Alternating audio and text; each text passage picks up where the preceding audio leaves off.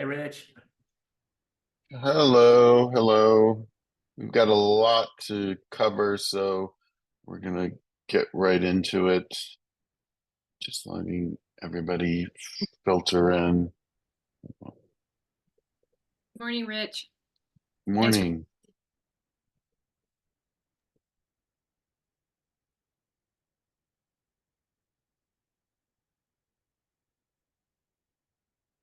Okay, so let's get right into without details this. yet. Again, she's trying to like fine tune everything and she's gonna call me.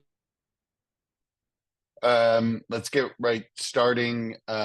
This is the class on the forms release of June 2024. And I'm going to show you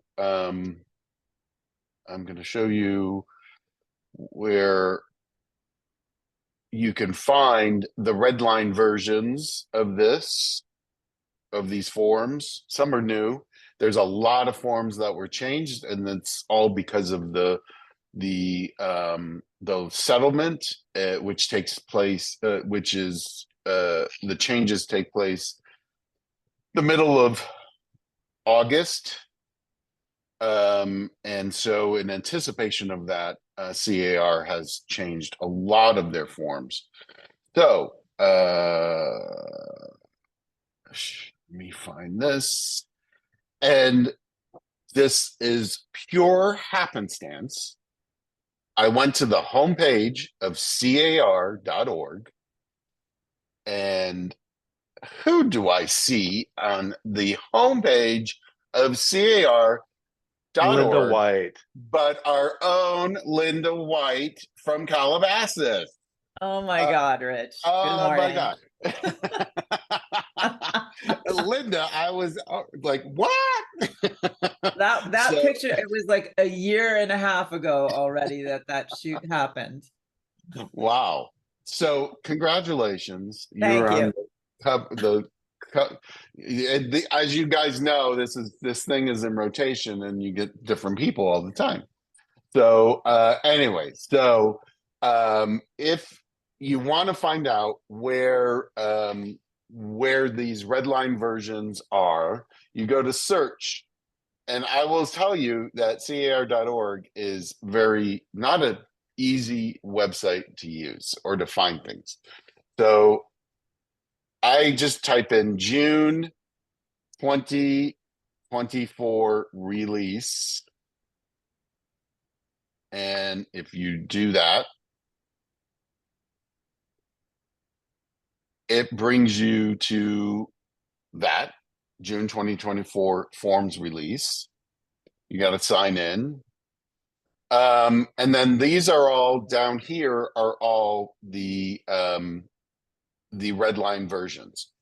So, but if you want to see they've revised a lot of forms. And if you want to see what was revised or what is that new form is used for, there's a quick summary guide. And I'm going to put it in the chat. Let's see. I'm going to see my chat. Hold on. Let's see. So hold on. Sorry. Make sure you're muted, everybody.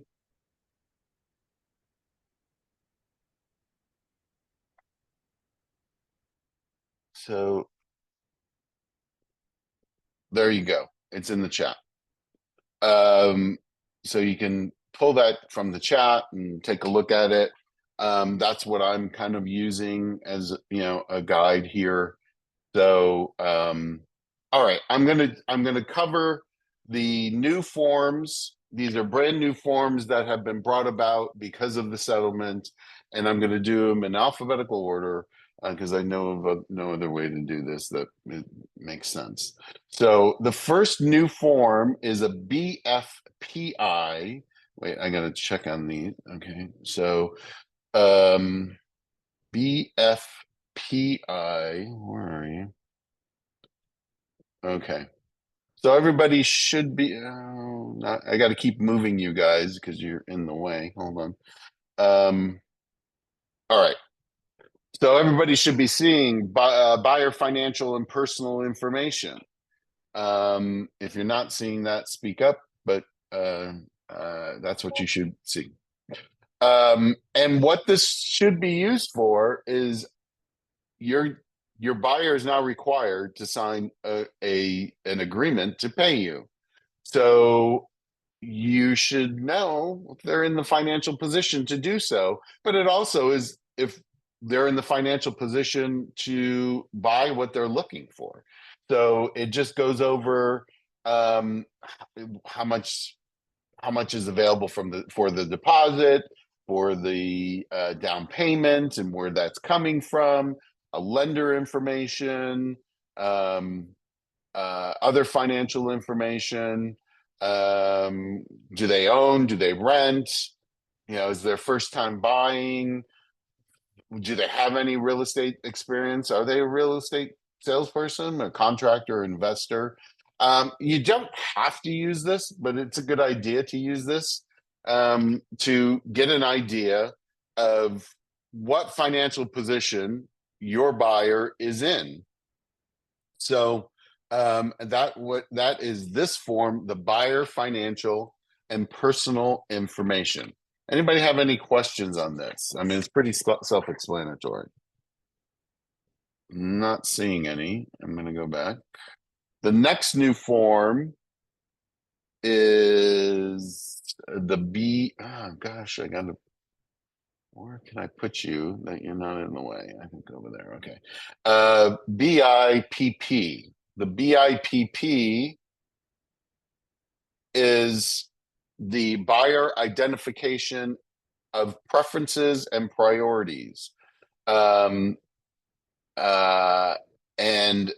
this also is a great aid for you to what is your buyer looking for?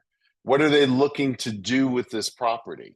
A lot of times, agents get into trouble in that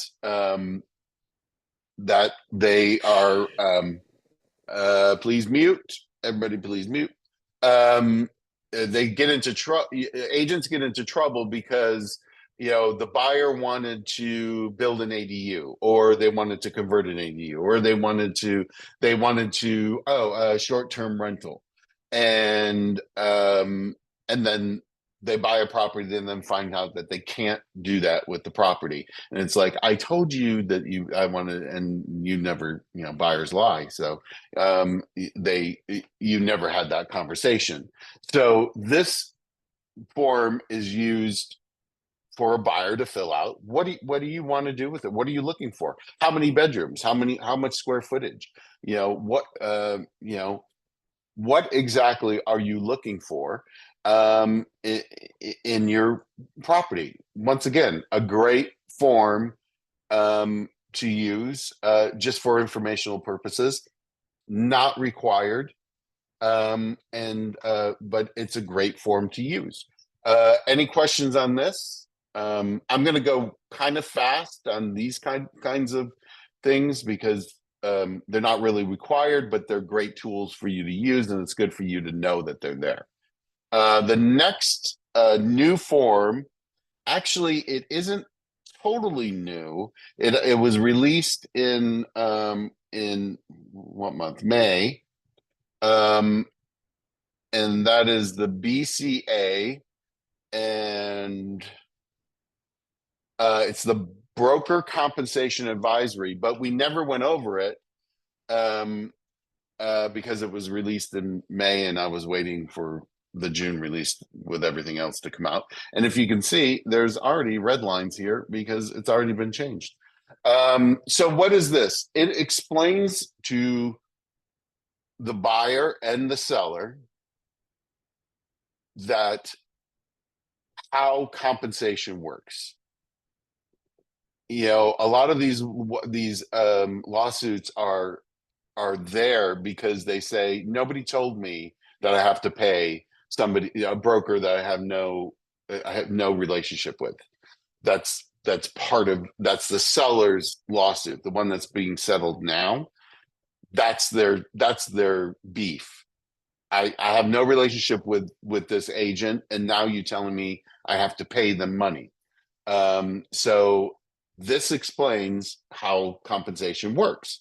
And of course, it is fully negotiable. It says it everywhere on this form, and because it is fully negotiable, there is no set compensation. An office such as ours can have a standard within the office that they want their agents to abide by, but it's negotiable. If a seller doesn't want to pay that, or a buyer doesn't want to pay that, then it's negotiable. And there's an important thing on both of the buyer's representation form and the listing agreement, is that very important clause on there, and it says manager approval. If you negotiate some wacky compensation, we have the opportunity to say, you know what, we don't agree with that, and it has to be approved by us. So if you are negotiating a wacky compensation, let us know. I mean, it's very rare that I or your team leaders are going to say no. But we need to know about it before it hits escrow, and suddenly I'm signing commission instructions for zero commission going to an agent. And I'm going, what's going on here? So that's really important to know. So anyways, back to this broker compensation advisory. It says that offering that commission is negotiable. A. B. Offering compensation to a buyer broker is fully negotiable. And it says, knowingly, the overall cost of a broker compensation at the time of the listing allows a seller to more easily calculate the seller's net proceeds. The seller's property may be more attractive to buyers who need a loan to finance the purchase price, since buyer's broker compensation would be paid from the seller's proceeds at the time of closing, rather than out of pocket by the buyer.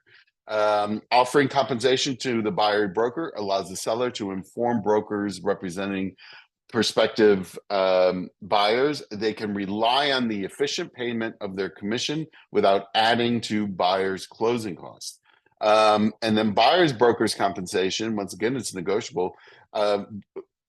In California, a buyer representation agreement is recommended and required in circumstances. Why did they add that? Because coming up and next year, there's a law that's going into effect, most likely, that a buyer broker agreement has to be in place, which may limit the amount of the buyer's broker may be paid to the amount in the agreement. Buyers and the brokers benefit when the terms of their relationship and respective duties are written.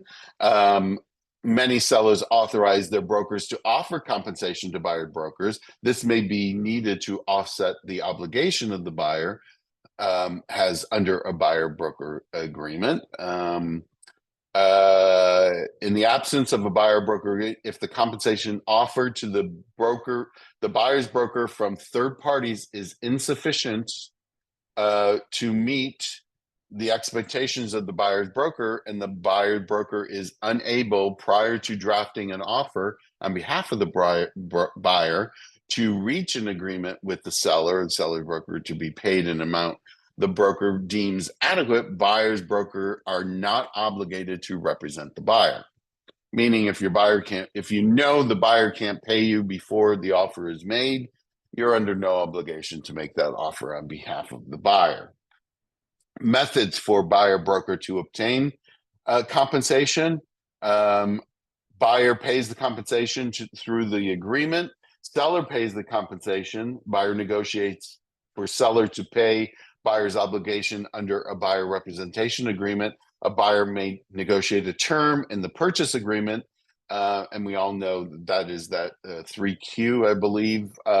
This option should be discussed when creating a buyer-broker agreement. A buyer's agent negotiates an agreement directly with the seller. If a seller is unrepresented or does not have an exclusive agency relationship, the buyer's broker can do a single party.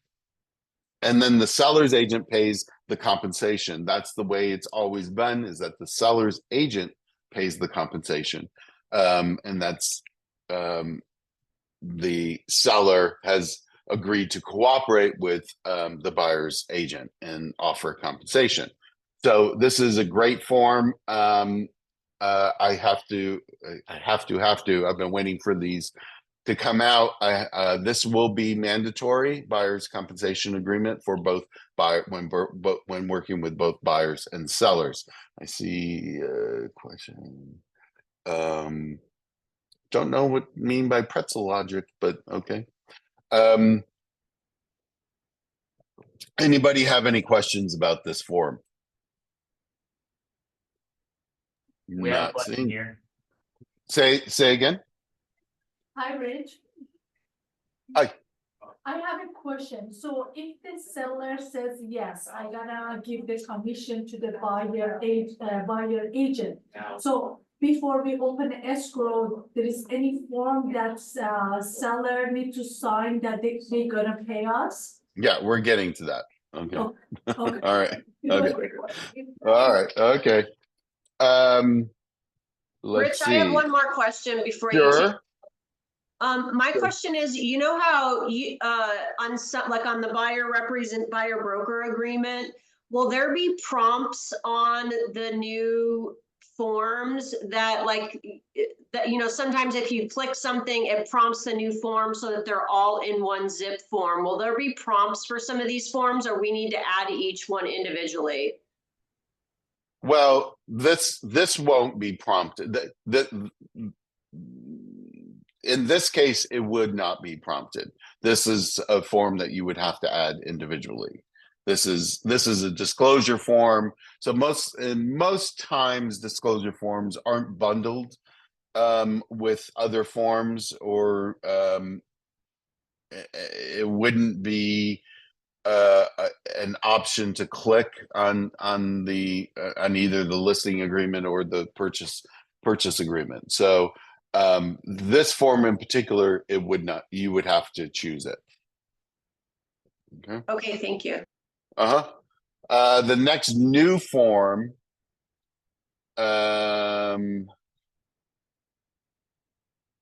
is the DM-BR.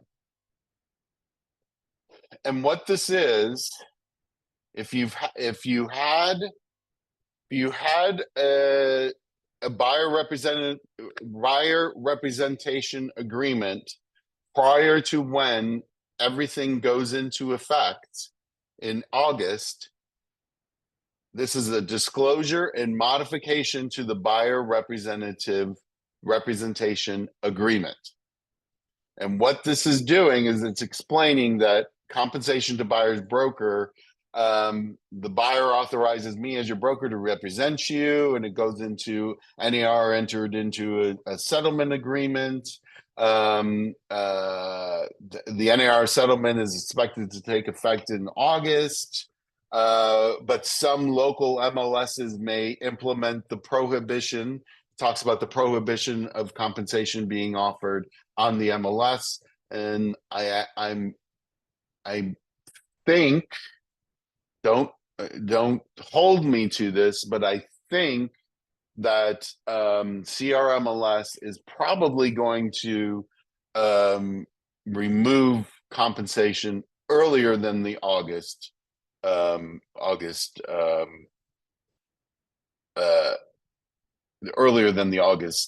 implementation.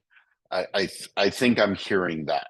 I don't know about the MLS or other MLSs, but I believe that CRMLS is. So if they've removed it, if they have removed compensation from the MLS, B comes into effect, need to modify the buyer representation. Many buyer representation have provisions to allow a buyer broker to be compensated from the seller's broker, whether through the MLS or a separate agreement. Additionally, there may be provisions that allow the buyer's broker to receive what the buyer's broker is offering, even if more than the buyer is obligated to pay. Buyer and broker agree it is mutually beneficial to modify the buyer representation agreement to reflect the NAR settlement.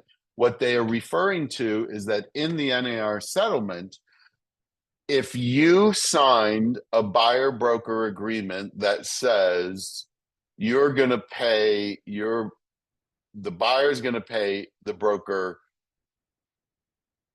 2.5%. The seller is offering 3%. By the new rules, you can't get that extra 0.5%. You can only get what was agreed upon in the buyer broker agreement.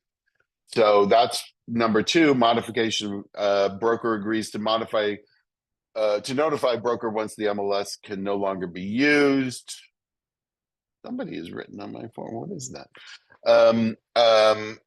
Buyer broker agree that once the MLS prohibits offers of compensation, any buyer representation agreement term allowing broker to retain any excess compensation offered by a third party shall be unenforceable. Meaning you can't get more than what is in that buyer broker agreement.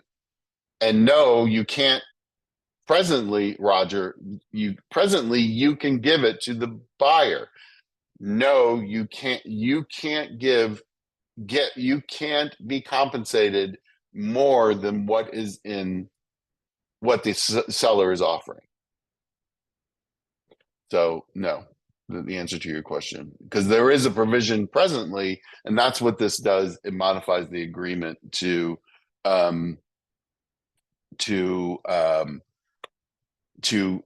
adjust for that. Okay.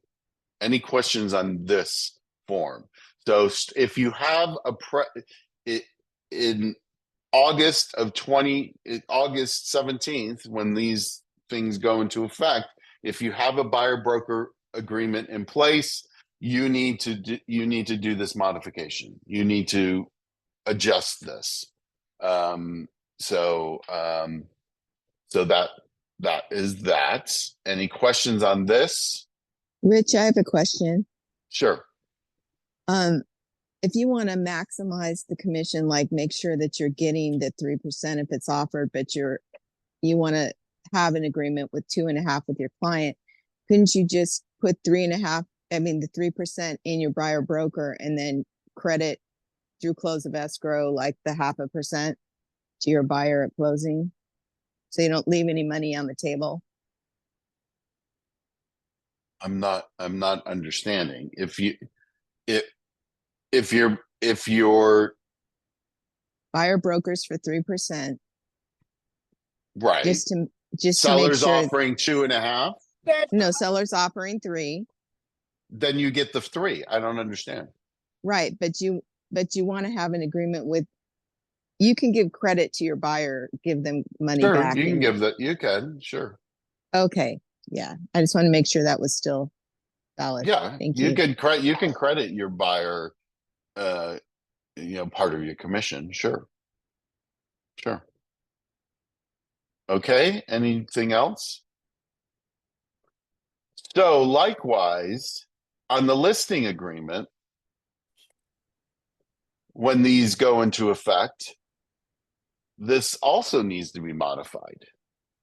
So all listing agreements come August 17th, if that's the date that they settle on, and they're moving forward, you need to do this modification to the listing agreement. Offering compensation to brokers representing buyers through the multiple listing agreement. The seller authorized me as the broker to use the MLS to offer compensation. Well, that's going away.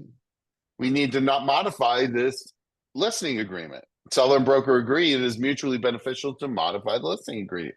So the modification of the listing agreement is that the broker agrees to notify seller once the MLS is no longer able to offer compensation. Broker also agrees to notify seller of the method and means it will use to offer compensation to the buyer's broker when the event occurs. Now, remember, on your own websites, you can do that. On flyers, you can do that. You just can't do that on a mechanism like the MLS or anything like it. Like a collective website to put compensate, you cannot do that. I was told yesterday that agents are already trying to surreptitiously notify other agents of the offer of compensation of the last 3 digits of the purchase price. So if the seller is offering 2.5%, the last 3 digits will be 250. Do not do that, people. Don't do it, because CRMLS is already on to it to everybody, and they're going to be dealing with that. TAN, nope. You can send out an email blast, sure, but not TAN. TAN acts kind of like an MLS, and that's where we have the problem. So here's the rest of the modification of the listing agreement. Seller agrees that the listing agreement term authorizing broker to compensate with and cooperate brokers participating through the MLS will no longer be in effect as of the date the MLS prohibits this practice. Seller also agrees that brokers' reasonable efforts in place of the MLS offer of compensation will satisfy brokers' obligations under the listing agreement. So that part of the listing agreement goes away. Now you have to put it back, and that's one of the revised forms. So after August of 17th or whatever that date is, that part offering compensation through the MLS to a cooperating broker goes away, and then you have to put it back. So you've got 2 things you have to do if you already have a listing agreement at that time. So so any questions on step 1 here, and then I will go to what you need to do next. Any questions? Not seeing any. Okay. So next, what you need to do, it's the MTLA.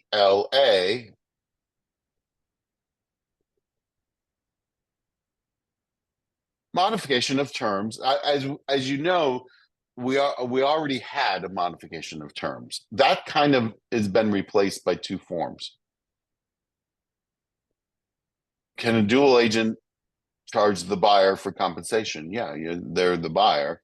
But sure, you can charge them for representing the buyer, yes.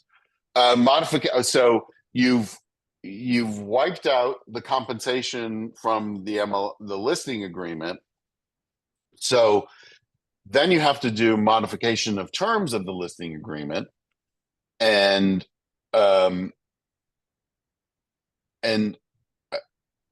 this is there, but I do want to. This is already there. I believe if the listing agreement is an exclusive agreement, which all of our listing agreements are for the acquisition of residential property, 1 to 4, the renewal may not last longer than 12 months. That's based on the new law that California came out. It cannot be longer than 12 months, and then it can be extended from there. This restriction does not apply if the seller is a corporation, LLC, or partnership. It is unlawful to record or file the listing agreement or memorandum with the county. Once again, real estate compensation is not, it's negotiable. So now you've taken out the compensation, the compensation. Now you got to put it back in, and it's another conversation with your seller, because seller, he agreed to cooperate, and he can agree to cooperate again. So the amount of compensation is changed as followed, and it could be 5%, 5% of the purchase price, 2.5% to go to cooperate with buyer's broker. That could go back in. So that's what you need to do if you have a listing agreement in place starting in August. So any questions on that? And there's that little management approval kind of thing, in case you missed it. Any questions on this? So you've taken it out in the disclosure, and you're putting it back in this modification. Once again, it's a brand new form. It's replacing the modification of terms, because that has been replaced by two forms: the modification of terms for the listing agreement, and the next new form, the modification of terms of the buyer representation agreement.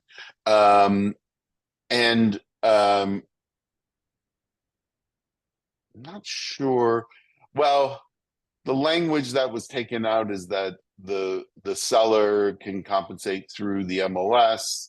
Not sure why you would need to change the compensation on the buyer representation agreement. You can just, I have to look at that, because I'm not really sure why you would need to change it. Here's the thing: if the seller's offering, here's the thing for all those who question, before you make an offer that's offering more compensation, you can change the amount of compensation on your buyer broker agreement prior to making that offer. So you could do that. Rich, is it okay to do a change by address to that? For example, so I have a 2.5 agreement, but the house that they want is only 2%. The seller's not willing to pay it. Can I modify for that particular address? Then the same would be, could I modify up for a particular address? Why would you modify it down? Well, so the buyer's not going to pay. So the buyer is agreeing to pay, but the buyer is also in the buyer agreement, asking me to inform them if a property is less, the commission, if the seller is paying it, and if the seller is paying less than what they agreed to. That is language in the agreement. So, Right. So I've written an RPA. I've asked the seller to pay it. They've countered it out. No, they're not going to pay it. The buyer doesn't want to pay it. I'm okay with taking lesser, then I'm modifying the agreement by the address, rather than the whole agreement, because maybe it falls out of escrow and I want to keep the agreement in place for the next property.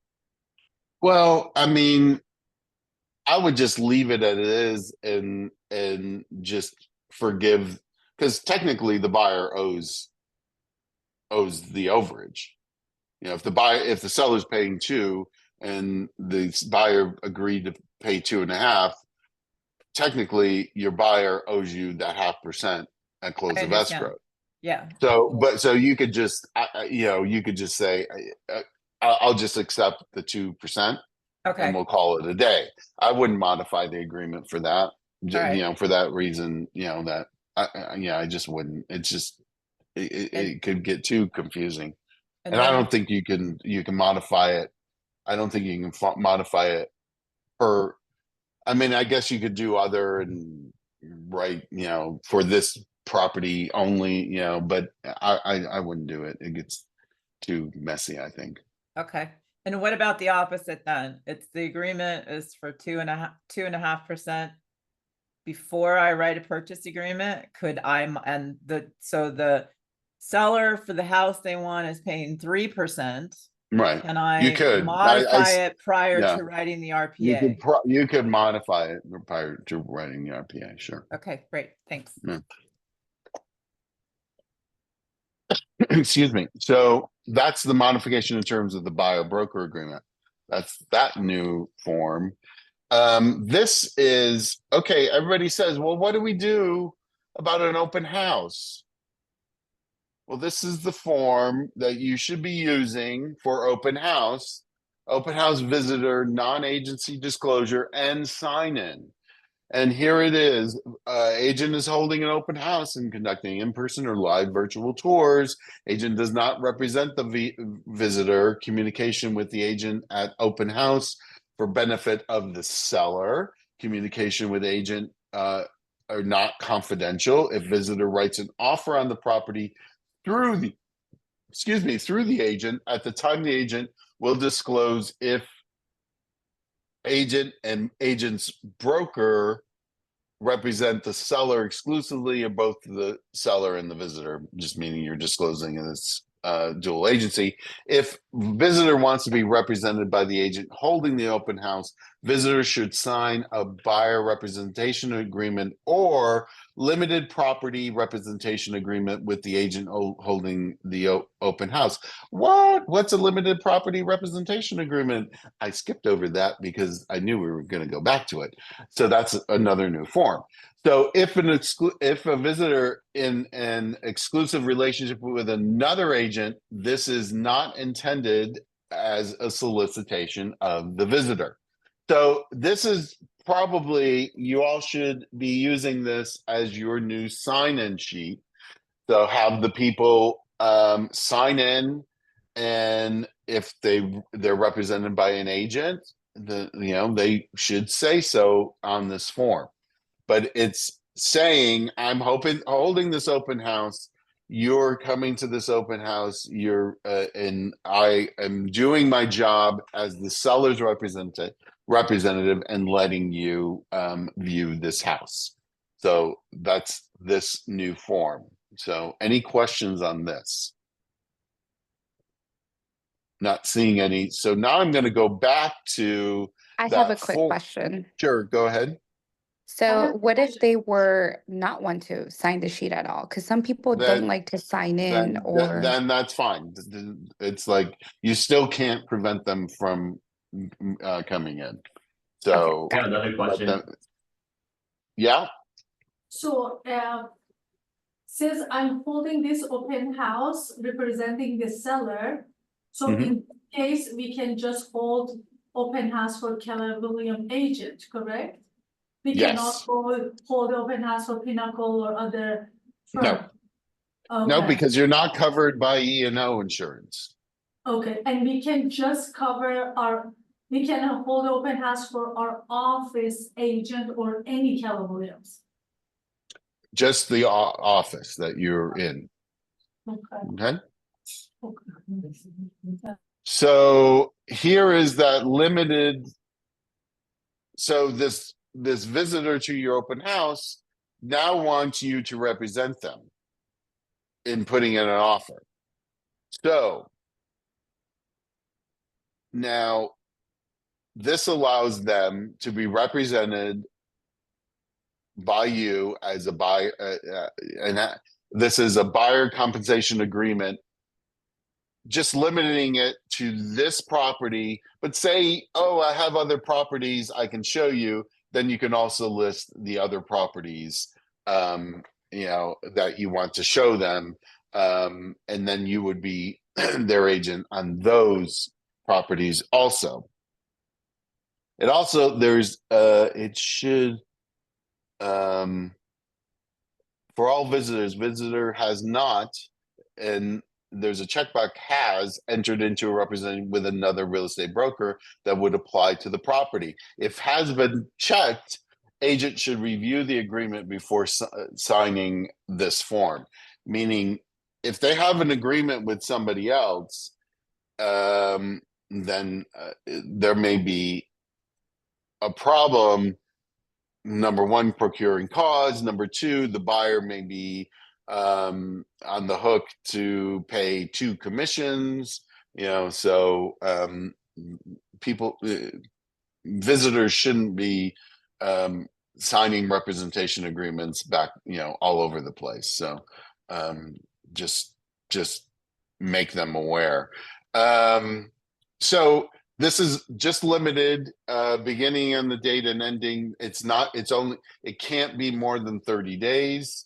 The amount of compensation, once again, the language is in there about payments from third parties, meaning if the seller's paying, compensation, then the buyer will get a credit of that amount that the seller authorizes the broker to pay any buyer's brokers. Commission is negotiable. All these are the same that are in the buyer broker agreement. Any questions on this? This is only needed if that visitor to your open house suddenly wants you to represent them on putting in an offer. They can sign this limited property representation, or they can sign a whole buyer broker agreement. Either one is fine. But Rick, I have a question. Sure. Let's say you get like an online lead. Do you suggest we have them sign this prior to showing the house that they're inquiring about? Sure, you could do that. It would be limited to that property, sure. But why wouldn't you have our listing, right? I mean, if someone's like getting their leads from Zillow or whatever, or maybe not Zillow, but like an online source, but it was on a listing that they somehow weren't marketing, but they got the lead for it. And so we get those all the time for different properties, but we don't have a relationship with that person. It's a cold meetup. You qualify as much as you can. But when you have them sign, even if it's a listing they're inquiring about, but it's not our brokerage listing. Well, I mean, why wouldn't you have them sign a regular buyer broker agreement? This is a lead that you're not only going to be theoretically showing them this property, but you would probably be representing them on a buyer. If that one doesn't work, you're gonna be showing them others. I see. So why wouldn't you? No, I was thinking about it because there's some people who only want to see that one property that you quote unquote have access to. So it's like a start, like a step. Sure. I mean, you could, but then at some point, if it turns into something else, they're gonna have to sign a regular buyer broker agreement. Got it. Okay, thank you. So Any other questions? One more, just to be clear, if somebody, because I do a lot of open houses, if somebody walks in and says, I'm not signing anything, okay, fine, they can still go walk through the house. Yes. Okay. Yes, they can. Yes. Question about that 30-day expiration date. Mhm. Does that start what if you're in escrow and it expires during that time, or does that not count during that time? Like you have You're in escrow with them? Yes. Like if the 30 days ends before escrow closes. That's fine. You're under contract with them. Okay. You now have an agency agreement with them in the transaction. The last new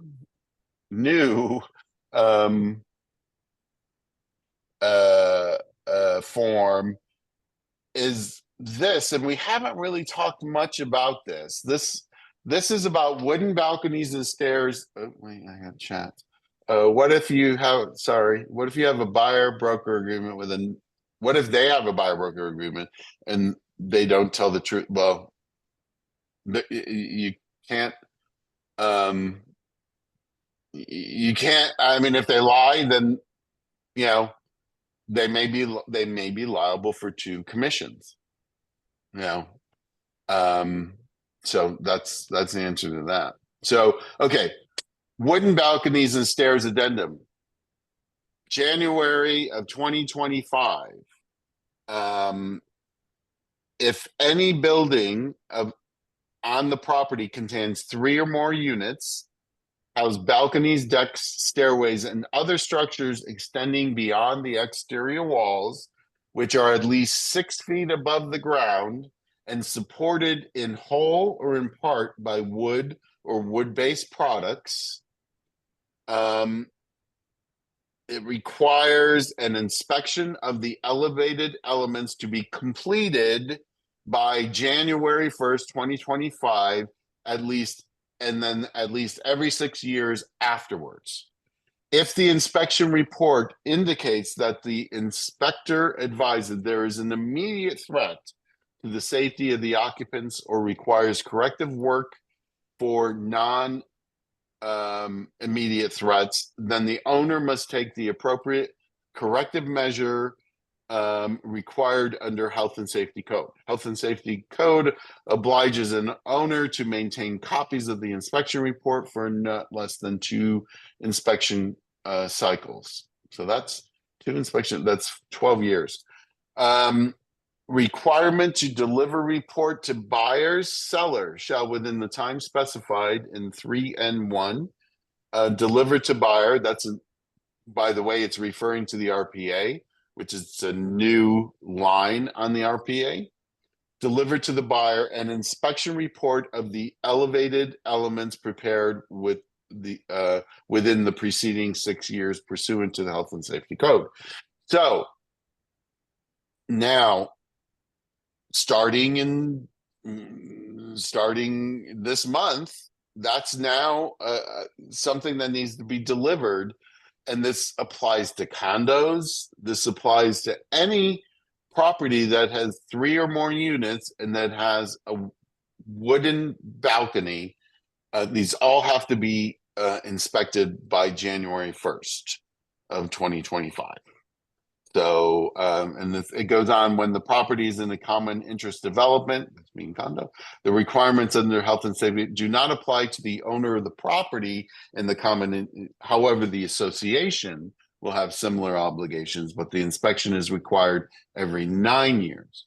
So a report should be kept and incorporated. But the start of these reports are January 1st, 2025. So, But we need to have our clients sign them now.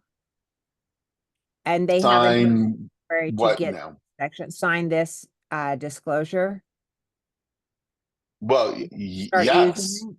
Yeah, Okay. you start using it now. Sure. Who does the inspection, Roger? The inspection is they hire somebody to, an inspector they have to hire somebody to inspect it, an inspector. So the owner So has. Rich, so this thing doesn't apply to single family. Does not apply to single family. 3 And or only the more duplexes. units. 3 or more. Thank you. No, 3 or more. 3 or more. Rich, That's not HOAs, right? That one at a time. Come on. What? Rich, hi, it's Christy. Real quick question. On this, are they ever going to do this for the rentals? Because if the building has to do it, I have 2 ongoing properties in Calabasas. Sorry. It applies to all properties 3+ that have a balcony with wooden balconies or stairways. So if you're in it, sorry, I'll have to talk. I'll write it. Okay. Is it a specialized inspector? I honestly, I don't think it's a specialized inspector. I think it's any inspector, to inspect the property. Okay. So, go ahead. For this one, so this basically is for condo and they bind 1 unit of, several condos. So if they sign this one and they get the confirmation from HOA, that covers everything, correct? Yes. Okay, thank you. You're acknowledging that this is a requirement. Go ahead. Rich, this is for a rental in the condo as well? Yes, any structure, any building that is 3 units or more. So yes. Thank you. Rich, I Uh-huh. have a question. What about an ADU where a junior ADU is above a garage and it has a wooden staircase? So now you have 3 units on a property. Will that still count or no? That would count. Sure. Yeah, got it. Rich, so if we currently have a condo listing, so this needs to be included. And I'm just a little bit confused. I'm so sorry if I understand what you were saying. Does the owner is, as part of their disclosure, supposed to hire an inspector to inspect the balcony? And we are supposed to obtain the same from the HOA for any balconies that are part of the HOA. No, if it's an HOA, if it's common interest, then it's the obligation of the HOA to have these inspections done, not the owner. Okay, and the escrow is aware of that, and the escrow would ask Yeah. for this as part of the HOA. Well, I don't know that escrow is going to be. I mean, this is a law. This is a California state law. So starting that these inspections have to be completed by January 1st, 2025. And they were notified. This law went into effect 3 years ago. So it's not like this was just sprung on everybody. This has been, everybody knew that this was coming. Now the day of reckoning is here. So everybody should have been prepared for this. I doubt if everybody is, but everybody should have been prepared for this. But So if Rich, we have how a does current, this? Quick question. Wait, yeah, go ahead, Dragonite. You had follow up. yeah, so I'm just asking, let's say like we have a current, a current listing. And if we get into escrow, let's say in 2 weeks, and that's like escrow is for a month, does this need to be provided since it's before January 2025? Well, you should at least. This is telling your buyer and your seller that this is required. Now, if it's a condo, the HOA should know about this. So the HOA, the seller should inquire with the HOA, has this been done? Remember, it's only wood balconies and stairs. So if this condo has a wood balcony or stair that extends outside of the walls of the condo, and it's more than 6 feet, it's 6 feet or more above the ground, then they have to be inspected. If they haven't been done in this, if they haven't been done, then the buyer is on notice that, okay, the condo's supposed to be doing this by January 1st, but we don't have it yet. Okay, and they might be doing it, and that might be some knowledge that you will have to. There might be issues. Yeah. Okay. Okay, so the good practice would be now to have the seller inquire with the Right. HOA. Absolutely. Yes. To find out if this has been done or when it's planned for. Right. Yes. Okay. Thank you. Rich, Last question on this, Rich. The 3 units, so that include barns? Like if someone has a barn and other structures that are not living units? Would that then force them to do the balcony check or addendum on their single family home? Well, on that property? But any building on the property that contains, so if there's 3 units on the property and then a barn that has a balcony, then yes, that's the way I read it. If any building on the property contains 3 or more units, has balconies, decks, stairways, or other structures extending beyond the exterior walls.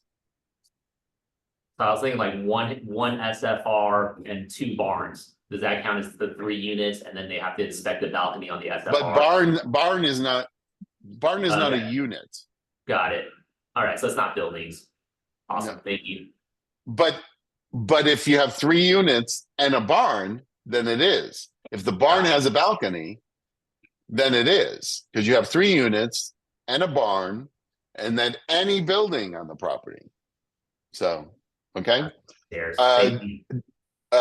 Joanne, you have your hand up. Oh, Josephine, excuse me. Yeah, Josephine, sorry. if an inspection has already been done, then before escrow closes, you need a note from the HOA saying that it has been.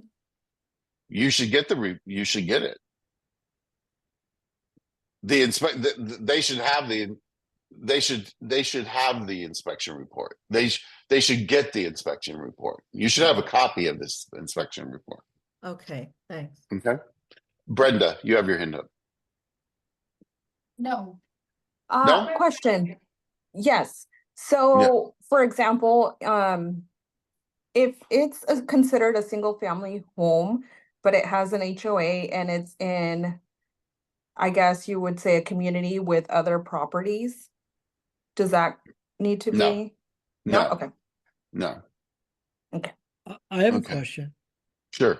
One of the balcony is encased in stucco. Do they have to break open the stucco? If the balcony, it just has to be inspected. So if it's inspected, Okay. you know, if there's an issue with a wooden balcony that's encased in stucco, logically the stucco is going to be cracked. Well, and I'm just thinking of a complex in my neighborhood. I don't know if it's stucco or if it's steel beams inside that stucco. Well, somebody who owns the building or knows about the building would be aware of that. That's Okay. not for you to do. So, okay. Sure. So in my condominium, we had all the balconies checked, 24 balconies, Uh-huh. and we're getting our permits, but we have an open courtyard. The walkways on the 2nd and 3rd floor, are they considered, Yes. do they If need they're to be- built of wood, then they're considered a part of it. If the walkways are extending beyond the exterior walls and they are above 6 feet, they are. Because when we brought the city engineer to do our inspections for the balcony, they never said anything. Even the engineer we brought, one of the balconies, like the building was built in 1973. They never, one of the balconies was in bad condition. We fixed it, but no one ever talked about those. And I asked them, they're like, oh no. They just Tell them to reference the law. It's in the form, and I need to move on. Sorry, Okay, guys, thank you. but I need to move on because we're already an hour into this, and we only got through the new stuff. I'm gonna try to get through as many of the revised. So the first revised, I'm going in alphabetical order, is the anticipated broker compensation disclosure, and section 1 was revised.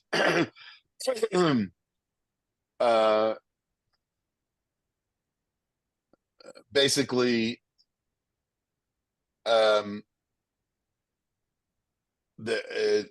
buyers are aware that any compensation by the seller, directly or indirectly, affects the seller's total cost. Blah blah blah.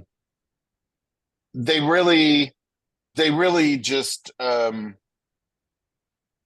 they identified where the compensation is coming, whether it's coming from directly from the seller. Remember, now the seller can offer concessions, or the seller can authorize the broker to give compensation, as it always has been. So there are 2 different ways to offer compensation, and that's what they're changing on this form. And they've added a whole bunch of other places where you can add things. So that's basically, and you should use this because now you're going to have a buyer broker agreement. So the properties that you're showing, you should have list them, what's being offered, where it's being offered, all of that, and whatnot. So, any questions on this? I have a Yes, Rich, question. they made it very easy for us to remember. Sure. Yeah. Who else had a question? Go ahead. I have a question. Yeah. Were any of the in-house attorneys forward thinking and anticipating any of these changes prior to this lawsuit, or was it a knee-jerk reaction and they just wrote these things as quickly as possible? They didn't write things. I can assure you that nothing has been written as quickly as possible. You know, the settlement proposal was only proposed, what, in March? So there's been, I can assure you, there's been extensive meetings with the Forms Committee, Forms Advisory Committee, and they go through this line by line with attorneys and whatnot. And Jeff Kahn, our own attorney, is on the Forms Committee, and they don't do things lightly, and they don't, you know, do things get out there that they then have to revise? Absolutely. That agents will say, well, this doesn't make sense. And look, something you don't like about a form this is available for you to look at right now. If you have a comment on any form that they're advising to change, you can there's an email address, have at it. No, I understand that, but only in March, is just a couple months back. I mean, was any of this anticipated prior to that? I think that's important. No. How can you anticipate when the settlement wasn't even proposed until March? I don't understand how you can anticipate, you know, how we're going to change things when the settlement was only proposed in March. Up until March, NAR said they weren't settling. So no, I understand that. They decided that they were settling, and then now we've decided on a date to change. And let's remember, the settlement hasn't 100% been accepted. This is all in anticipation. Then you have the DOJ who's sticking their nose into this, and they want no compensation to anybody anywhere. So, I mean, this is the best that we have right now. Will it change? Absolutely, it will change. But this is just the way it is, and they have to because the settlement is going into, the changes are going into effect August. We've got to adjust for that. So, Lorna, you have your hand up. I do indeed. Real quick, Rich, on this form, just trying to be practical with it. My clients see a lot of properties without me because I can't be everywhere at one time. So am I supposed to be filling this out for every open house that they anticipate? Because I really am only using this form when I'm about to write them an offer to notify them in advance what the commission is that the seller may be offering. Do I need to really do this every time they're going to go see a property? How are you protecting your commission? If they go and see stuff on their own. With my buyer brokerage agreement. But you didn't show it to them. Right. But I'm not showing them every open house. So. Right. But if they're not acknowledging that you owe them a commission on a property that they went and saw on their own. But they do that all the time. My buyer brokerage agreement is not protecting me on that. Is it exclusive? Yes. Oh, if it's exclusive, yes. Okay. If it's not exclusive, why would I bother to have one if it's not exclusive? Well, yes. I mean, you know, a lot of buyers won't sign an exclusive agreement. Got it. Okay. So good. So I'm not filling this out every time they're seeing every open house and seeing everything. Okay. All righty. All right. Okay. Tracy. Hey, yes, quick question. So because this compensation cannot be on the MLS any longer, do we, obviously we need to call each agent individually prior to showing it to find out what the situation is, and then have them maybe sign something to prove that that is, or send us something? I mean, I'm just worried about like, no, how do we know? Really? You have a conversation. You have you have to imagine that you have to have a conversation. Well, I with mean, I somebody on the call to phone. book my showings anyway, but the point Right. being And is, on that call, you say, "Hey, is your seller offering compensation?" okay, And they say, "Yes." Well, what are they offering? They're offering, and remember, if they're offering concessions, that's allowed in the MLS. So you may oh, good. see it That was my there. question. Okay, so it will say Concessions. it. No, if they're offering concessions, that will be in the MLS. If they are, if the seller is allowing the broker to compensate, that won't be in the MLS. So that's the way we've been doing it all this time. That won't be in the MLS. So if you call up the listing agent and they say, are you offering, is your seller offering compensation? And they say, yes, they've agreed to cooperate and they're offering 2.5%. Okay, great. I'm going to send over a cooperating broker agreement, compensation agreement. That's what you need to do. So if we're showing our clients like 10 properties on a weekend, we have to send out 10 forms ahead of time for the other agent to acknowledge? You don't have to do it ahead of time, but if you want to make sure that they're going to do it, I would. Oh, wow. That's going to really limit our showings. I can imagine a lot of agents not getting back to you. This is so ridiculous. I'm not gonna, Okay, 10 I'm properties? not Come gonna, on, Rich. guys. I'm not gonna have a discussion on how ridiculous you think it is. This is what we need to do our business. This is it. This is what we're stuck with. So you can either play along or not. But this is the situation that we are in.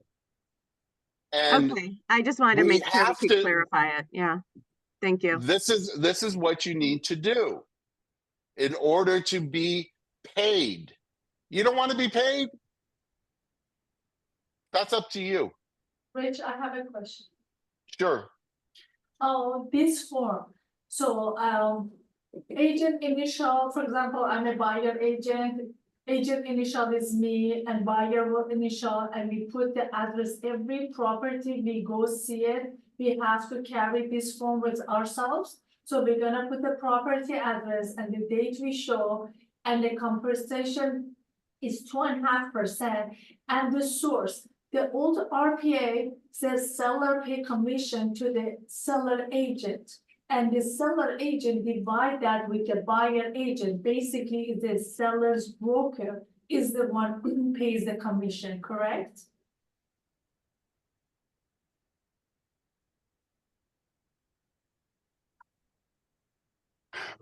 No.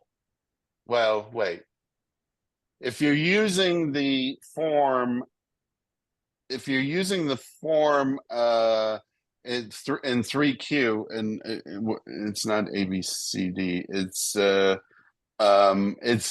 seller payment of buyer's commission. If you're using that form, that's the source is the seller.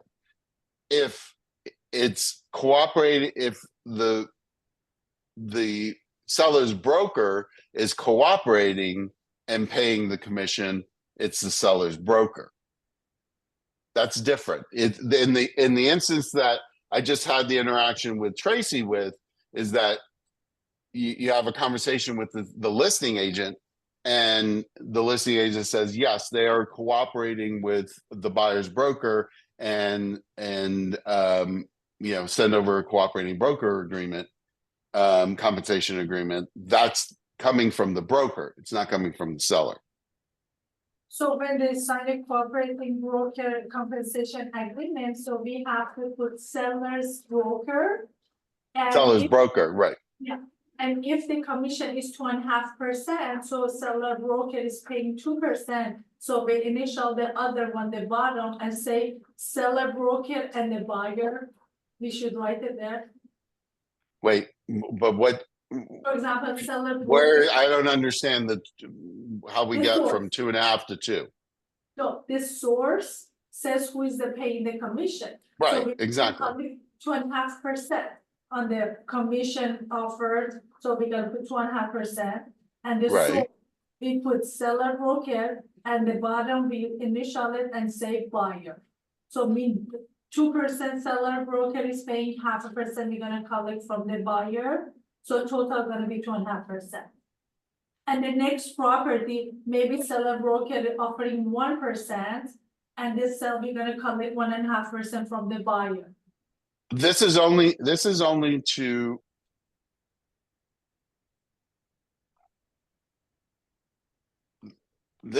to inform the buyer as to what is being offered by the seller. That the seller is offering this, the buyer knows that he signed an agreement for 2.5%. So if you put on here a property that the seller or the seller's broker is only offering 2%, then the buyer, you know, you need to communicate to him that they will owe the other 0.5%. I got it. Got The it? commitment we already got from the buyer in other form that we're gonna get. Right, in the buyer broker agreement, yeah. This one is just disclosing this property seller. Right, 2%. exactly. That provision of the buyer broker agreement that, yes, we're getting compensated by a third party, and that's being deducted from what you owe me. This is what's being deducted. That's what this form is for. Okay. I'll meet you there. Okay, Charlotte. Hi, so I noticed, I haven't seen it on Claw yet, but I noticed on CRMLS, the concession line does exist. And it does. It can either be a flat number or a percentage. Correct. Do you anticipate that percentage essentially being used for compensation? I understand that it's not legally enforceable the way it used to be. But do you kind of anticipate that happening across MLSs and that being our way of knowing? Right. Well, that's one way. That's one way of us knowing if they are offering a concession. And the concession is paid from the seller to the buyer as a credit to do with what they want. So it's not earmarked to pay their broker, but it helps them, obviously, because now they don't have to come up with additional monies in order to close, because on one of the forms, and I can't remember off the top of my head, one of the forms, it says that escrow won't close escrow if the buyer doesn't come up with adequate funds to close, including a buyer broker compensation. So that's there. So yes, it will be used, and it is going to be across the board on all MLSs, the concessions, because that's part of the settlement, is that sellers are allowed to give concessions directly to the buyer. So yes, it will be there. CRMLS is ahead.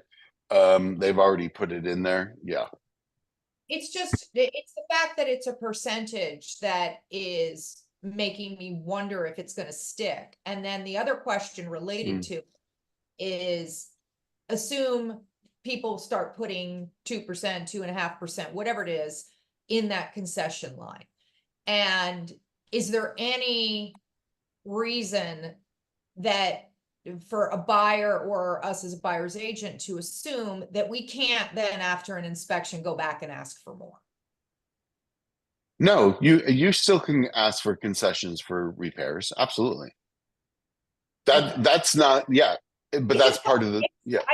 I guess it just seems like it's defeating the purpose of the whole settlement if it can be put in as a percentage. I understand that there's a legal enforceability and the buyer can use it for whatever they want.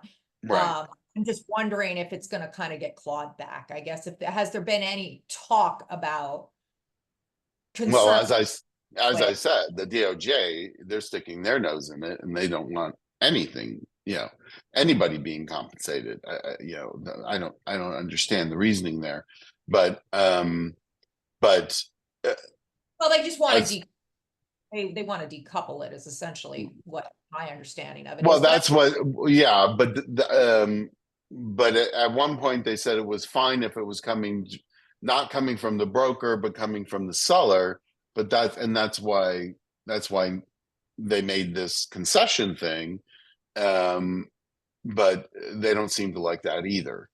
So, but let's be clear: the DOJ has no authority in this lawsuit. They're just sticking their opinion in. Well, and now whether the judge takes it or not, that's another story. Yeah. No, and let's give it 5 years when buyers feel like they're not being represented, and then we'll have Right, exactly. Yeah, I mean, I don't know how anybody can think that I don't know. Anyway, go ahead. I guess what I'm assuming will happen is that line will end up being a percentage, and then, like to Andrew's point, it will be kind of an unwritten rule and an understood thing with all of us that that's what it will be used for. Right, but there also is the way that we've done it all along. That's still available to us. So, don't give up on that when writing out your listing agreement, because the seller still can offer. I meant from a mass communication standpoint. Right. Yeah. I just didn't know if there had been kind of behind the scenes conversations of, hey, we're going to let that percentage sit there, but we know that there might be an issue with it. That's kind of my question, because you're kind of more involved in these behind the scene communications. Yeah. Well, right now we're thinking that since it is coming directly from the seller, and it doesn't have to jive with 2.5 or 3%. I mean, seller can be offering 1.5% in a concession, which also is negotiable. I mean, we always can negotiate for more money for the buyer, on behalf of the buyer, and to help them. So that's that's always out there too. If they're only offering 1.5%, we can say, well, my buyer needs a little more help, and whatnot, and on a case by case basis, they may do so. Okay. Thank you. All right. Okay. So that's the first of the revised forms. I'm not going to go over that. They've changed the avid. The only thing that they've done is they've moved where the date and the time and the weather is, and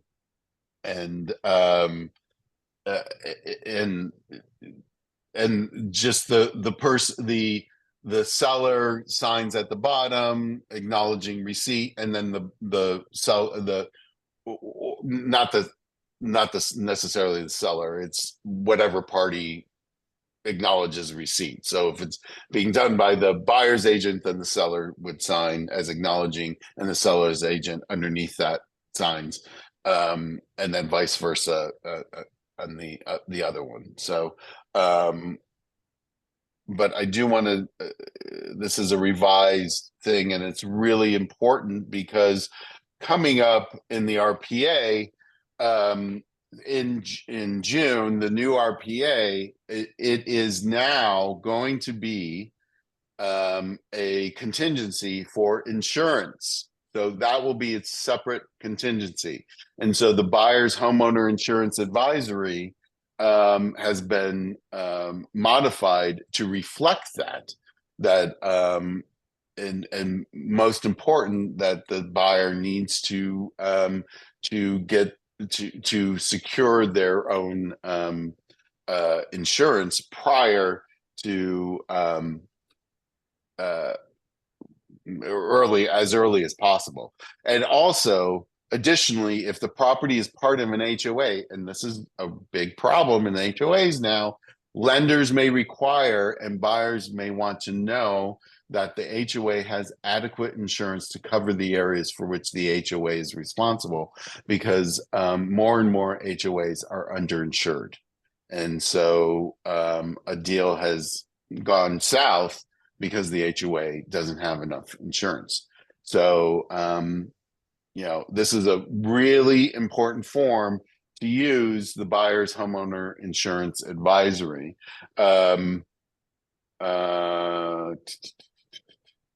Okay.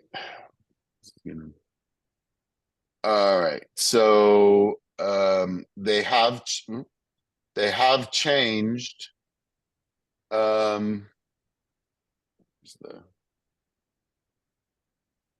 Let's see. Oh, there it is. Okay, hold on. They have changed the buyer representation.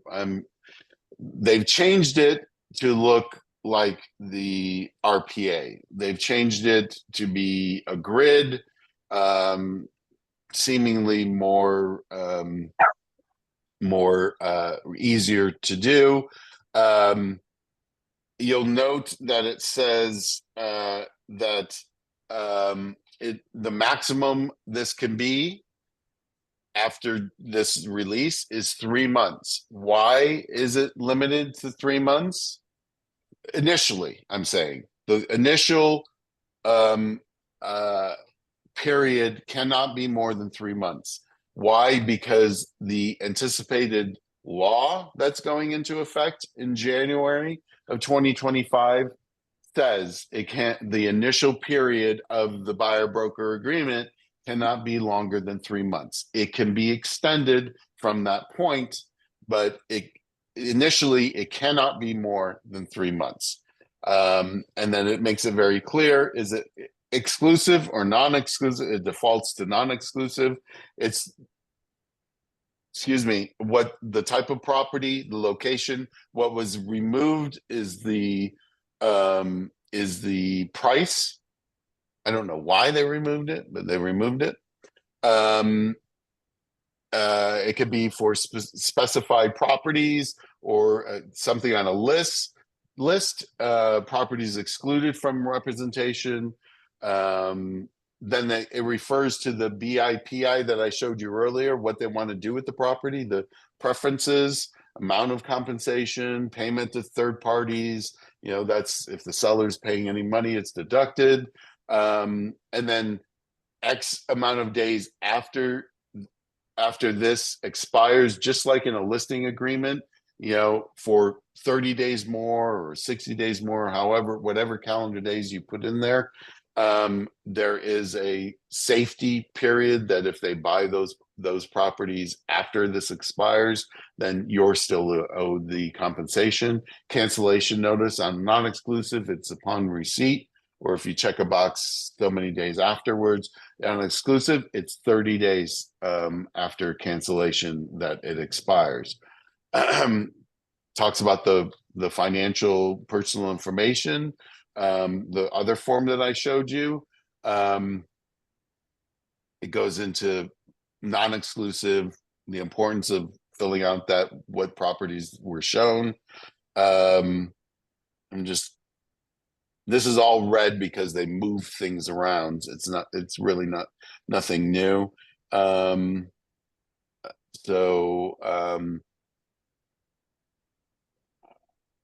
Yeah.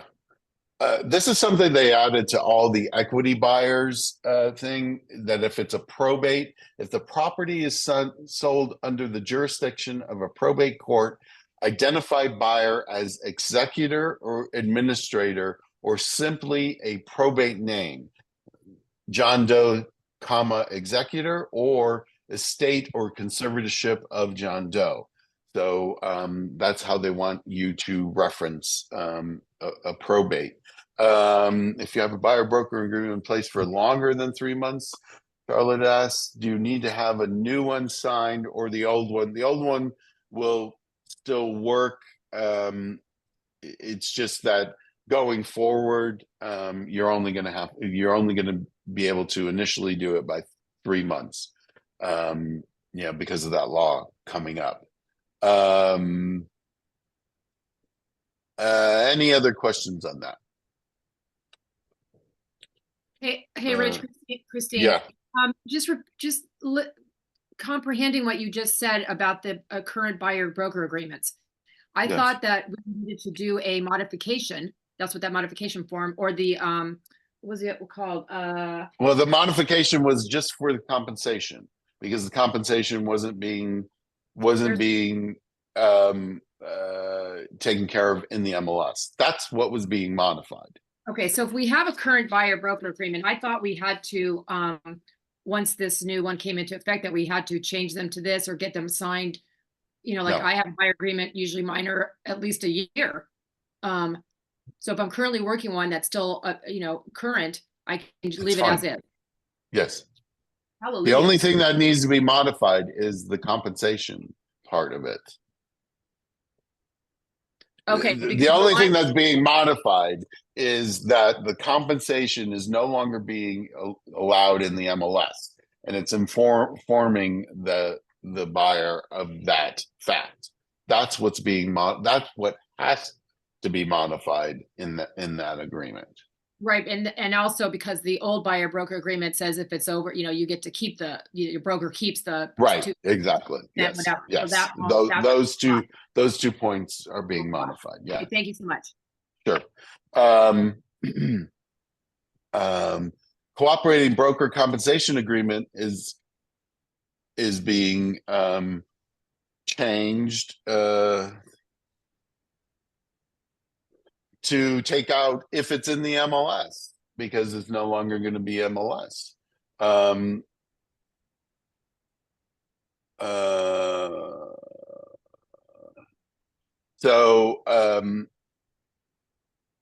So if the seller is offering to cooperate with cooperating brokers and and if that listing agreement is written as we have been writing listing agreements for the total compensation, like 5%, 2.5 going to the cooperating broker, then if they're still offering that, then you would need to give that broker a cooperating broker compensation agreement for that amount. And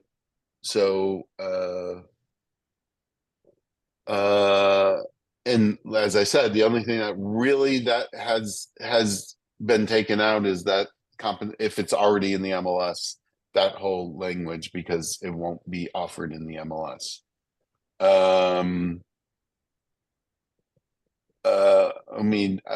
Is the home insurance provision a mandatory non-removable contingency? I mean, it's a contingency like any other contingency. So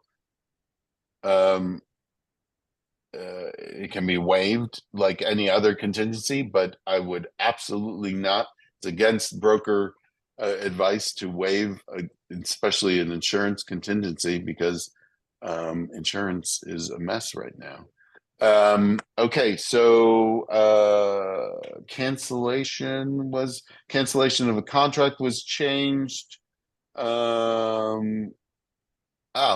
This is interesting. Okay, so they changed cancellation of contract to, they've added an option. Let's see how many sellers go for this. I don't know. When the seller is authorizing the release of the buyer's deposit back to the buyer, there's an option for you to check that the seller agrees to pay for buyer's out-of-pocket expenses for inspection reports and appraisal fees as specified in the agreement.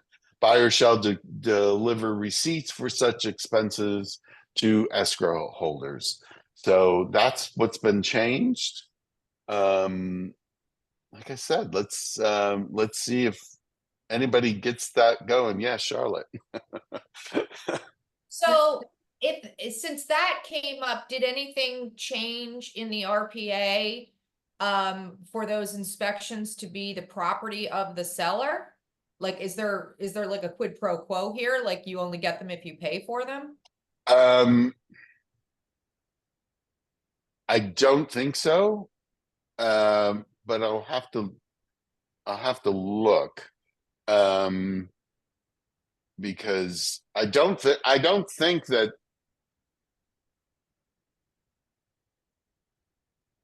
the inspections have always been, they have to give the inspections to the seller.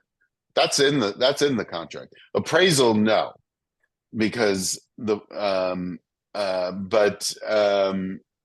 but buyers have always had to release the inspection reports to the seller. Right. I'm just wondering, since they added this, that the seller might reimburse them for it if that changed, I mean, on the draft of the RPA. They just seem to go hand in hand. Yeah. I don't know. I'd have to look at I actually don't think that they put that in there, that excuse me, that it is the property of the seller. It's just that they're reimbursing them for those expenses. Rich, why would a seller want to pay those fees when it's a cancellation? Why would they agree to that? That's a good question. I don't know why you would either. I really don't know. Well, if the seller's the one canceling on the buyer, then what? We've always collected the appraisal and inspection fee if the seller cancels on us. The seller is under no obligation to do so. That's, I mean, you know, if the seller cancels and has a right to cancel, they're under no obligation to reimburse the buyer. So it's nowhere in the RPA that says that. So I don't know why they would. That's the cost of putting in an offer. I mean, the seller, the only reason why a seller has a right to cancel is if the buyer doesn't perform. So if the seller is canceling on a buyer, it's because the buyer didn't perform. So I don't understand why the seller would then reimburse the buyer his expenses for not performing. I don't understand. Now, a seller changes their mind, they lose their job and can't sell the house, get the promotion or whatever they were selling for, and then they're the ones asking for a cancellation. We typically get but the buyer doesn't have to cancel just because the seller changed their mind. Yeah, the buyer and seller can mutually cancel. Yes, if that's the case, then that's. But the only reason in the RPA for a seller to cancel is if the buyer doesn't perform. But if the seller changes their mind, that's no reason to cancel. And the buyer can put a lease pendants on the property and force the sale. So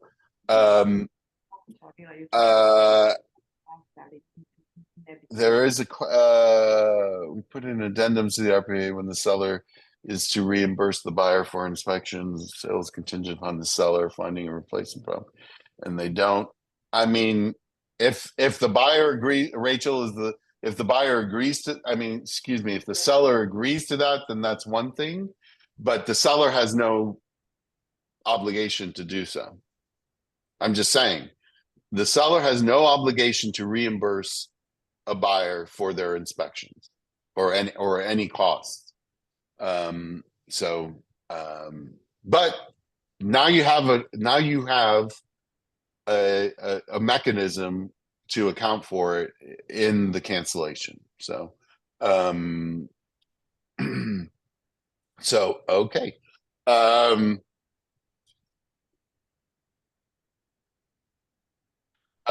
This is on the COP.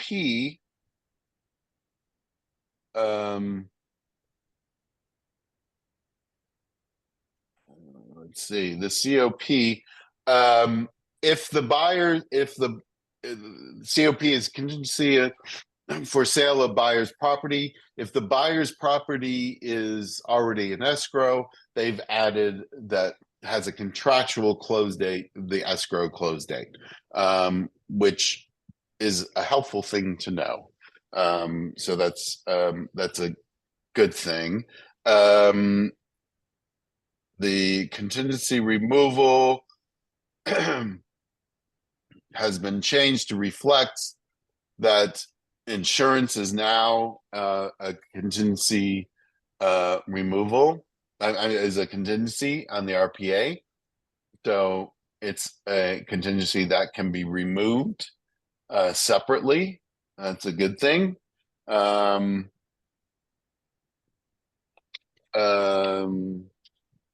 Says on the demand to close, where are you? Demand to close. Let's see.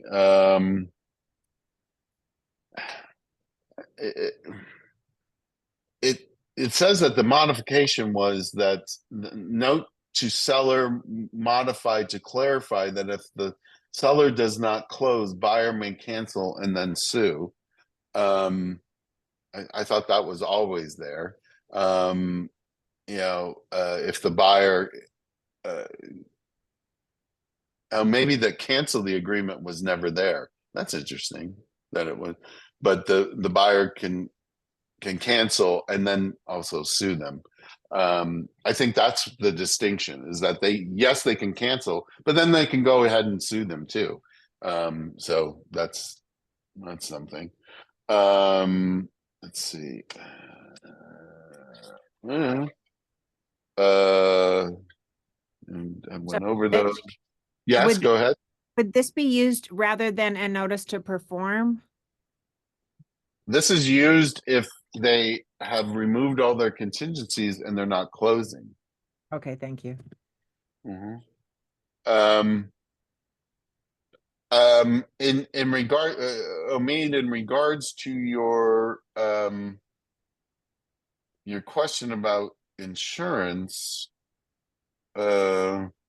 it's specified in non-contingent offer advisory. If you guys are putting in an offer for your buyers that have no contingencies, you should be using this, or the office has their own version, which is, I don't care which one you use.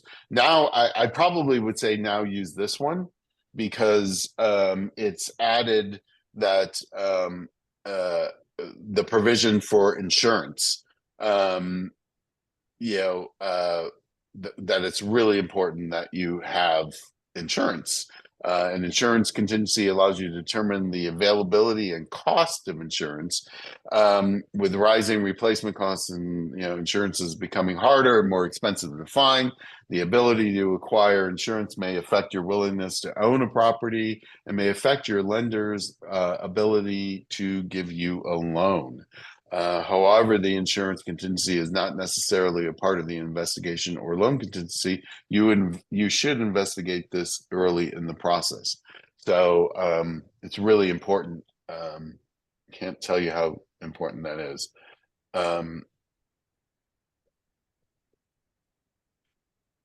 You're saying, I'm thinking at some point a listing agent might ask for a full contingency, including insurance. They may ask that, but I caution all of you agents, because I've come across this a lot in the last couple of weeks, that, they forced me to send a full contingency removal. Nobody can force anybody to do anything. Number one. Number two, they're not forcing you, they're forcing the buyer. And the buyer has to make that determination themselves. So, and you should be doing this in writing. It's like, let's take the example of insurance. You don't have insurance lined up yet. The seller wants you to remove all contingencies, including insurance. The insurance industry is wacky, and it's not the right terminology, but cost and availability is really an issue right now. So if you remove that and find out you cannot get decent insurance at a reasonable price, you are stuck with it. And you should not, I can't advise you to remove this, but it's your decision. That's the conversation you should be having in writing. And if they say, yeah, because the seller can issue a notice to perform, and if you don't remove it, they can cancel. But if you do remove it and then you can't get it, then if you cancel, your deposit's at risk. So you need to weigh those options. So I don't want to hear anybody saying they forced me or I was forced to remove all contingencies. Nobody can force you to do that. You know, it's just, you have a fiduciary duty to your client. And part of that fiduciary duty is ensuring that they don't lose their deposit. And if they remove all contingencies and they can't get insurance, or they can't get the loan, or they can't get this, they can't get that, and they're forced to cancel, and they can't go on with the sale, then who do you think that they're going to go after? They're going to go after you for the money that they lost. So yeah, please do not be doing that. I'm going to go over this. I'm going to show you the residential listing agreement, but that's going to be my next class because they have changed it a lot. They like grids now. So that's what they're doing here, is they're putting everything in a grid, but I will go over this at a separate class, but it's easier. Theoretically, it's easier. I know a lot of people don't like it, but theoretically it's easier, but it's also dealing with the compensation. So right here, it says compensation, the listing period, the listing price, what it is, compensation to seller's broker only, the seller's side. So they've separated out the listing agent's commission. And then, excuse me, if you check it, optional, additional compensation for seller's broker to offer to buyer's broker. So that's also, so in the traditional way, we did it 5%, 2.5% going to the buyer's broker. So now you would do 2.5% and then check the box and go 2.5%. And then you've got 5%.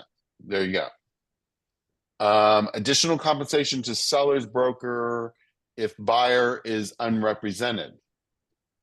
Okay, so if you're double ending it and you usually cut your commission, so if you're asking for 2.5% and then you ask for another 1.5%, if you're representing the buyer.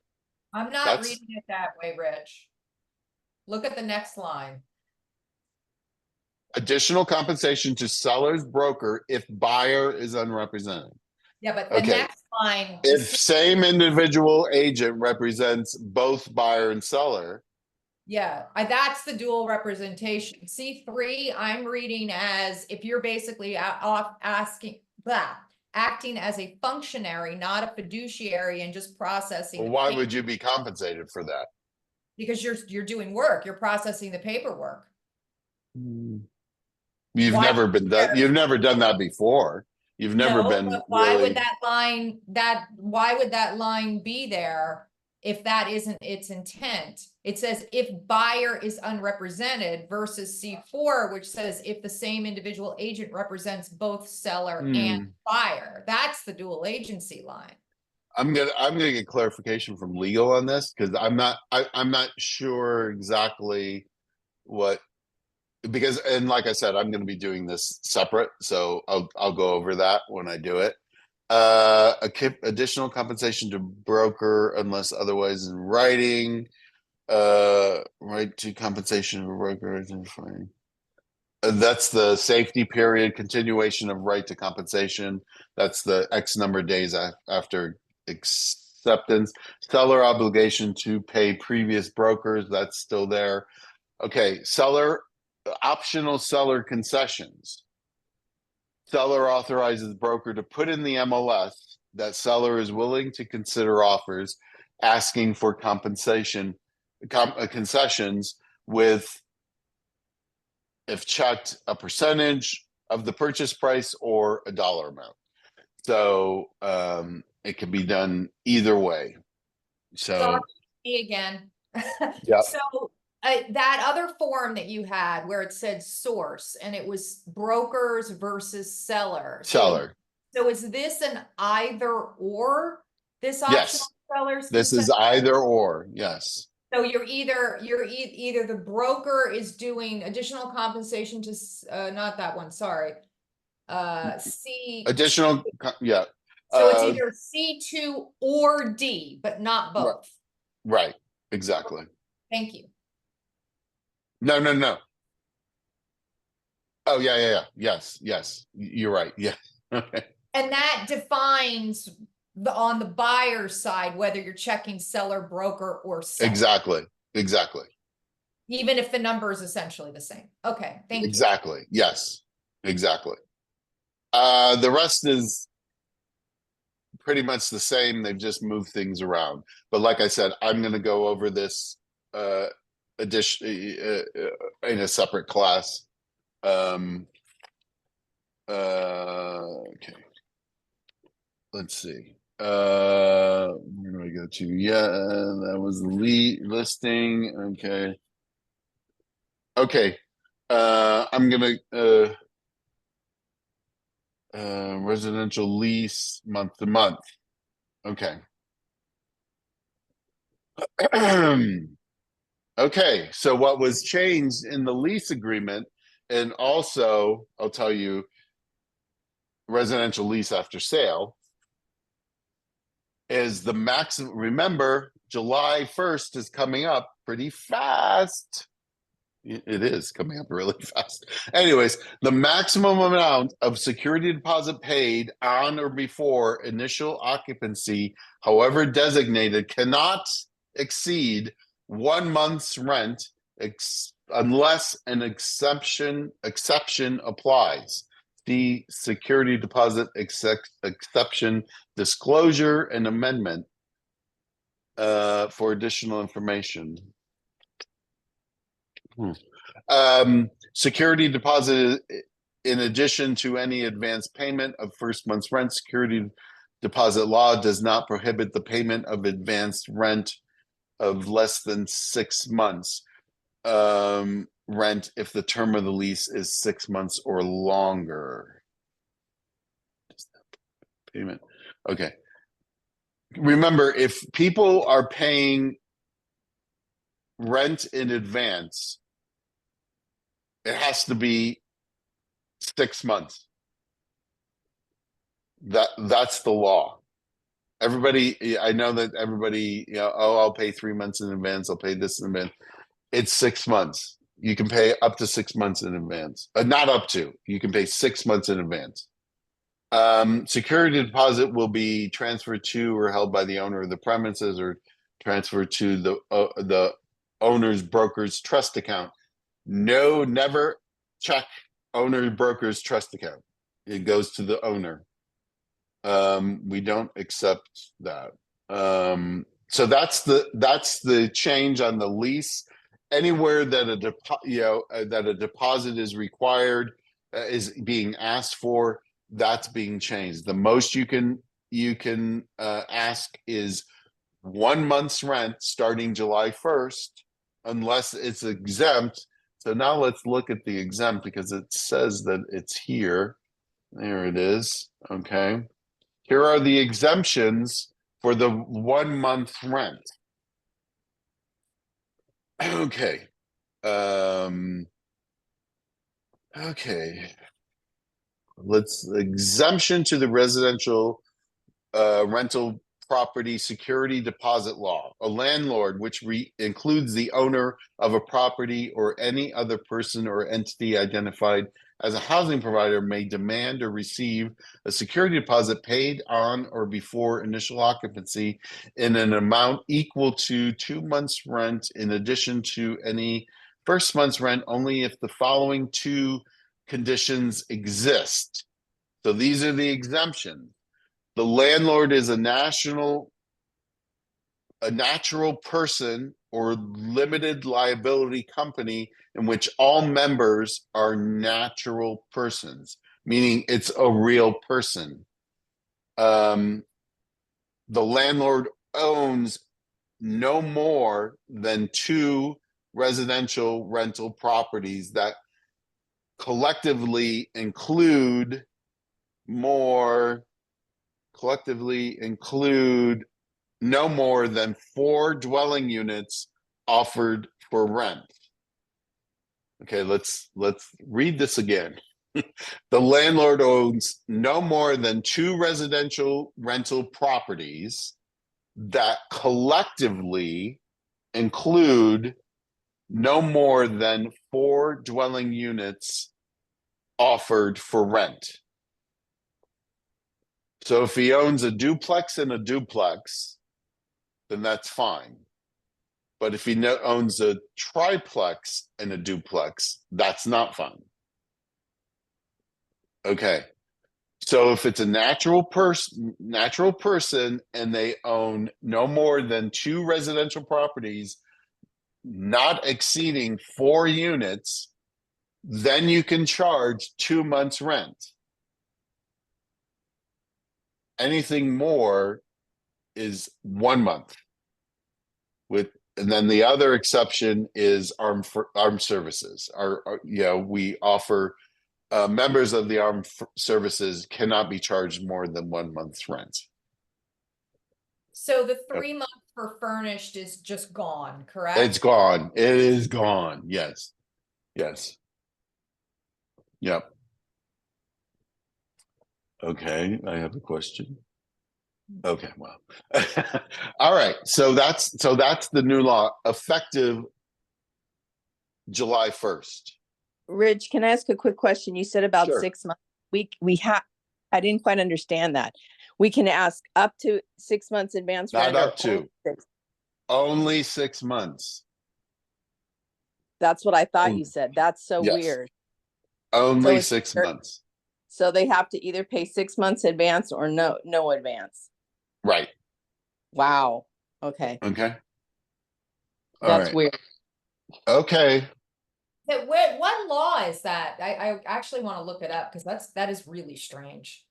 Yeah, I never understood. It is legal has told me that many times, because I go back to them and they say, no, it's 6 months rent. You can only charge 6 months advance, not up to. It's only 6 months. So when you have somebody, I mean, I've faced this many times, I've never done it, but where somebody's like a foreign national or something, they have no credit and they want to pay a year up front. You're saying that has always been illegal? Yes. Oh, who knew? Yep. Let's see. Quickly, the SCLM, seller exclusion, has language instructing that submission to the MLS must be made within 1 day of any public marketing. Not going to bother you showing that. Sellers, let's look at this. Sellers payment. We're almost through this. Sellers payments. Seller's payment to buyer broker. Okay, what did they do here? Okay, so it puts the limitation maximum seller payment obligation. Seller shall only be obligated to pay buyer's broker the lesser of the amount specified in 1A or the amount the buyer is obligated to pay the broker. There is no buyer representation, and the seller has no obligation to pay a buyer broker. So it is saying that, once again, if the seller's offering 3%, but in your buyer broker agreement you're 2.5%, they're only obligated to pay 2.5%.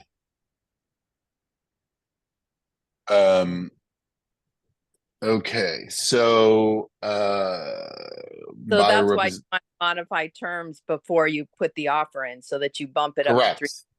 Right. Correct. So that's what was changed there. This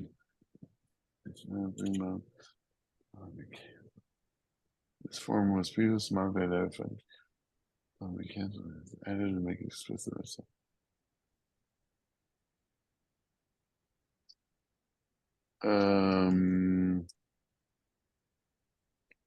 Let's see.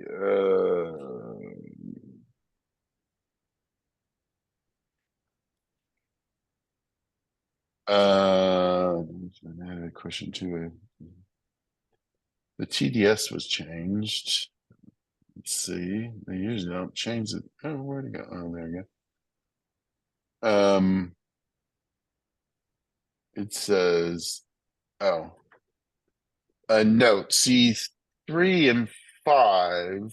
If transfer acquired the property within 18 months of accepting an offer to sell it, transfers shall make additional disclosures regarding the room additions, structural modifications, and other alterations or repairs on the seller property questionnaire. This has to do with the new flipping law that went into effect, that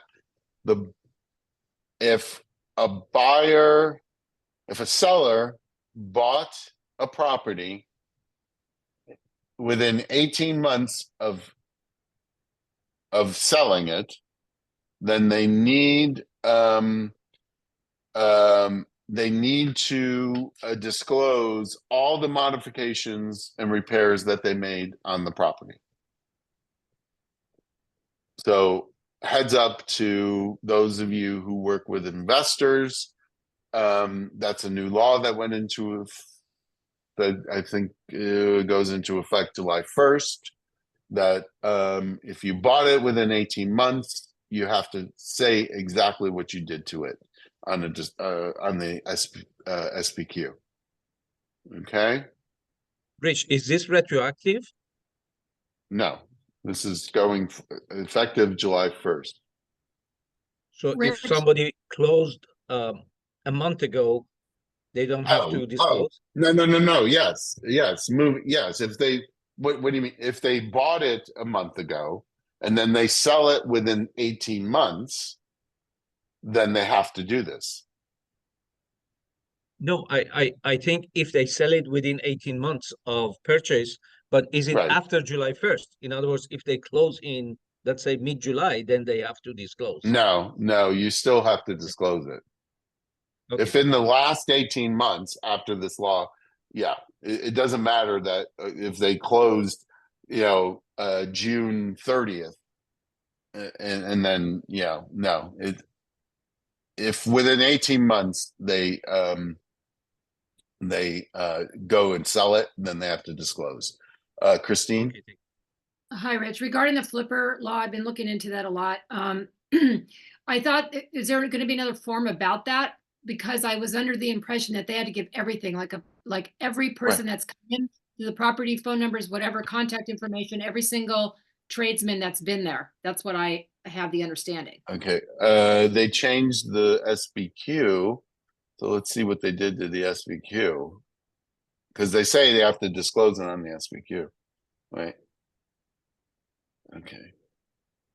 But didn't they All have right. to disclose before as well as part of SPQ any modifications to the property during the ownership? Like, how is this different now? Well, how it's different is that they have to, it's more detailed if you've sold it if you're selling it within 18 months. Like, I mean, if somebody owned a house for 3 years and then they did modifications, yes, they have to disclose the modifications. But if it's bought and sold within 18 months, then it's more of a disclosure issue. My understanding is that they have to supply receipts for everything Well, let's look at the SPQ to see what it says. But first, the first change is the inspection reports to exterior balconies that we just talked about. Okay, so whether the property was built before 78, it talks about lead-based paints and sanding and demolition and all that. So whether you purchase, here we go. Whether you purchase the property within 18 months of accepting an offer to sell it, and that's yes or no. If yes, have any room addition structural collectively? If that answer is yes. If yes, F1 shall provide in the explanation below a list of such improvements, the name and contact information of each contractor who performs services of $500 or more. Note 2, if yes to F1, seller shall provide in the explanation below, which they only give you 2 lines, okay. Seller shall provide in the explanation below a list of those improvements for which seller has obtained permits, and seller shall attach copies of those permits in this SPQ. And for those improvements for which the seller does not have a permit, seller shall include a statement identifying those improvements and that seller was not provided permits by the third party making the improvement and the contact information for such third parties for whom the buyer may obtain those improvements. So that's more extensive than if you bought the thing 3 years ago and put on an addition. So that's what is required. Essence, you have your hand up. Rich, you answered the question. It's on the SPQ. Oh, okay. Thank you. Okay. All right. Thanks. All right. Okay. So there's a word in here that it says contractor. What if the seller is a handyman and does the work himself? Is he still obligated to provide? Oh, absolutely. Yes, he's obligated to. If you bought and sold this property within 18 months, you've got to disclose everything you did to the property and who did it. So if the seller did it, he's got to provide that.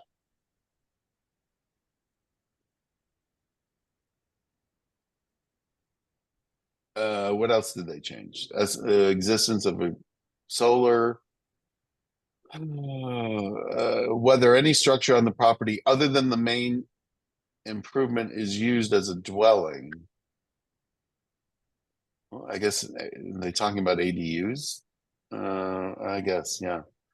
And here we go.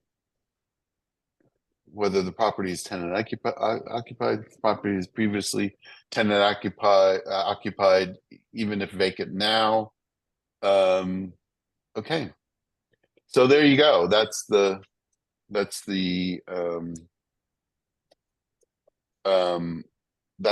changes to the SPQ.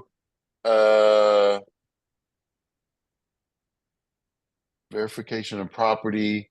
They modified to add a date and time in which the verification was made and to allow for recognition that somebody other than the buyer conducted the verification. So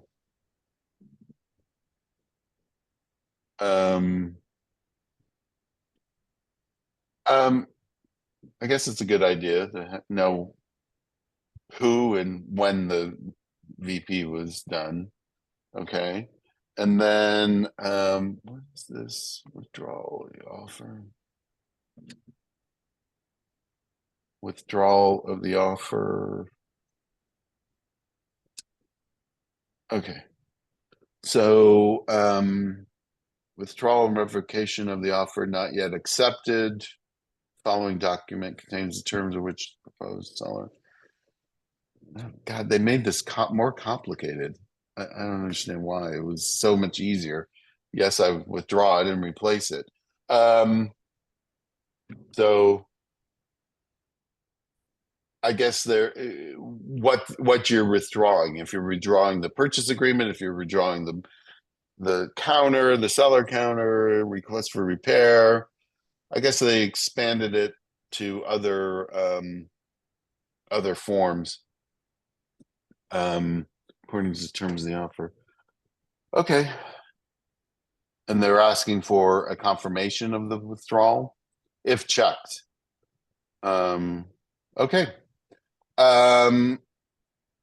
Guys, that was it in a nutshell. It took us 2 hours. Like I said, I will do the